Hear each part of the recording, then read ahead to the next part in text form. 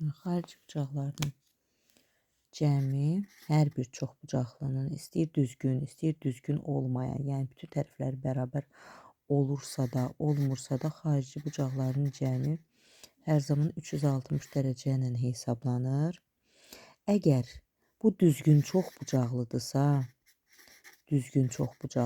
onda düzgün çoxbucaqlının bir xarici bucağını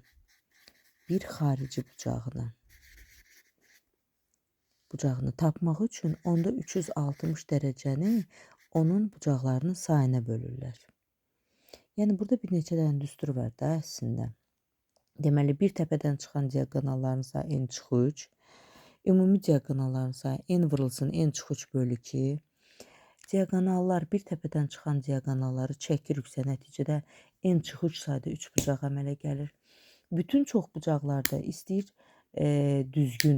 düzgün olmayan çoxbucaqlar varsa, daxili bucaqların cəmi 180 vurulsun n çıxı 2 düsturu ilə. Əgər düzgün çoxbucaqlının bir bucağını soruşursa, onda 180 vurulsun n çıxı 2 bölü 2 düsturu ilə.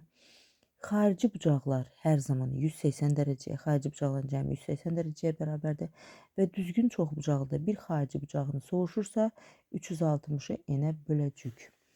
Yəni bu şəkildə düsturlardan istifadə olunur. Əslində perimetrdən danışmışdıq.